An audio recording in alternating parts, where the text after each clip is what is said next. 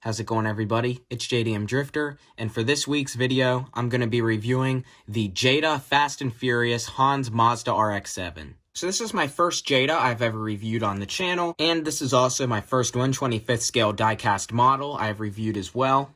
I got this recently from Target.com. I thought this would be a perfect piece to review. I've been wanting this one to add to my 1/25th scale Jada model collection for a while now, since this first came out. This is a pretty big model. This is why I don't ever usually do these, because I don't have a lot of room to show them. But I also did bring out a couple other Fast and Furious models I have over there. And I have a couple more as well, but I can't fit them here on my table to show them all. Before we open this up to get a good look at all the details in the car, let's go ahead and check out the box. So this is a newer style box than some of the older Jada models. This now has a lot of red on the packaging, unlike the older ones. Here it says these are die cast. Now these only do have metal bodies. The chassis are plastic, but there is a lot of metal to these. And there it says Hans Mazda Rx7.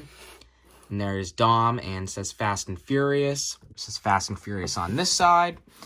And here is the back of the box. Here's all the other ones that you can get. I have 4 of the ones that they show on the back here. I brought out Dom's RX-7 and Brian's Supra. I also have Dom's Charger and Brian's Acosta Skyline. So now let's go ahead and open this up so I can get a better look at it. And I won't be able to fit this on my turntable, but I will show you guys an up-close look at all the details of this RX-7. So here it is out of the package. I had to open it up off camera because I didn't have enough room. So this is in a really nice, lighter, metallic orange paint with the black two-tone. Actually pretty similar to the real car. The real car was painted in a House of Color Sunset Pearl Orange. Now I'll put a picture up on the screen of the real car so you guys can see how these are kind of similar. I think the two-tone orange paint job is a really cool paint job. So before I open up some of the parts here, for the people who don't know about this RX-7, so the real car, which I'm guessing this model is the same year since they made this to do the Fast and Furious replica, was a 1997 Mazda RX-7 FD. This was the right-hand drive Japan model of the Mazda RX-7 FD. And for the United States, Mazda quit making the RX-7 in 95, and in Japan they made it until 2002. These also have, which is now around $15,000 to $20,000, the Veilside Fortune widebody kit.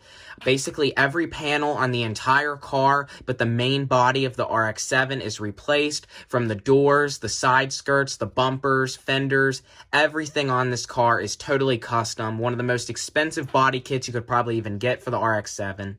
And this has what's now a very rare wheel. On the real car, it had Veilside Andrew wheels, which were multi-piece deep dish rims made by Veilside, the company who created the body kit. And I know these wheels could probably go for a few thousand nowadays if you can find them. And these are done properly on this car. And the one in the movie did have chrome wheels as well. And this car was used in the Tokyo Drift movie. First off here, one thing I did notice Jada did wrong here with the Mazda RX-7. So with the Veilside Andrew wheels, the back wheel was about even size of the front. Besides, it was wider and more deep dish in the back than what it was in the front. Jada did make the wheel a little deeper, but they made the wheel way too big in the back than what it would have been on the car in the movie. Also, during the Tokyo Drift movie, they did have a Veilside window banner. Jada did not do that on this car as well. Jada did do the silver brake discs and red brake calipers. Also on the Veilside Fortune body kit, it does also convert the pop-up headlights to just regular headlights. These are clear plastic inserts here for the front headlights. And let's go ahead and open the hood. So here is the fully chromed and metallic silver painted engine bay. So they did do the Mazda 13B rotary engine, which these RX-7s had, pretty similar. They've got the engine bracket at the top, the turbo, the intake. I can put a picture up on the screen of the engine bay from the real screen-used Mazda RX-7.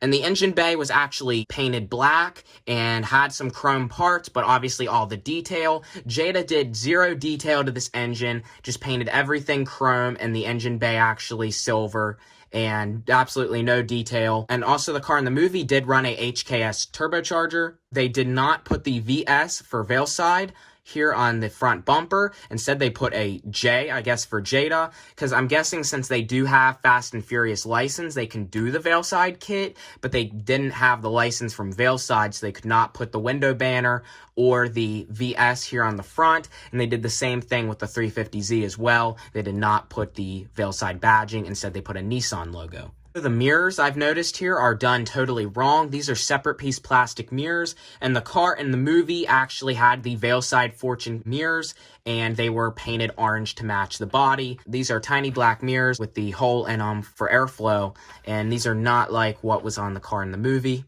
And here is the Veilside Fortune spoiler mounted to the rear hatch.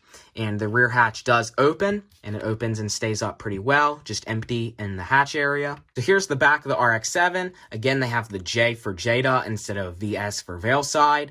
They did do the individual taillights instead of the taillight strip that would usually go across. And they did tint them like the car appeared to have in the movie. They did not put the Tokyo license plate on it. Instead, they did put a Fast and Furious license plate. So the car in the movie did have a single exit exhaust on the right side, and it was actually a Veilside titanium exhaust as well, but it was not a chromed exhaust tip. That's why you could barely even tell in the movie where the exhaust was. So Jada did chrome the exhaust tip. You can see it is a separate piece there on the bottom. And here's the rest of the chassis, also zero detail. So now let's go ahead and take a look at the interior. Both the doors do open pretty sturdy and seem like they would stay in place. So here in the interior, we do have gauge details on the dash, and looks like an aftermarket racing steering wheel.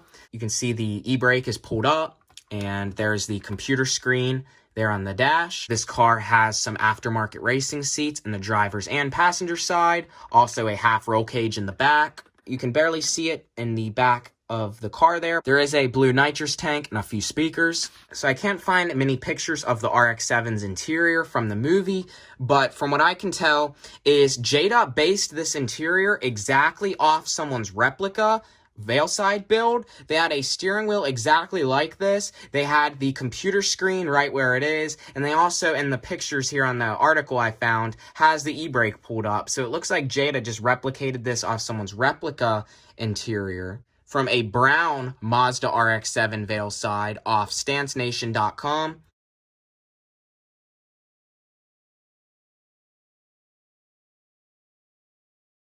From what it appears, the actual interior of the RX-7 had the TV screen on the passenger side glove box, and also had just a regular round, detachable aftermarket steering wheel, and it did have Veilside racing seats with Sparco seatbelts, and there were speakers in the back, but more speakers actually than what they have here, and there was a nitrous tank in the middle. Don't think it would have been functional, but it did have a nitrous tank. And I can't find the info online to show if this had a half roll cage in the back that didn't even go above the seats.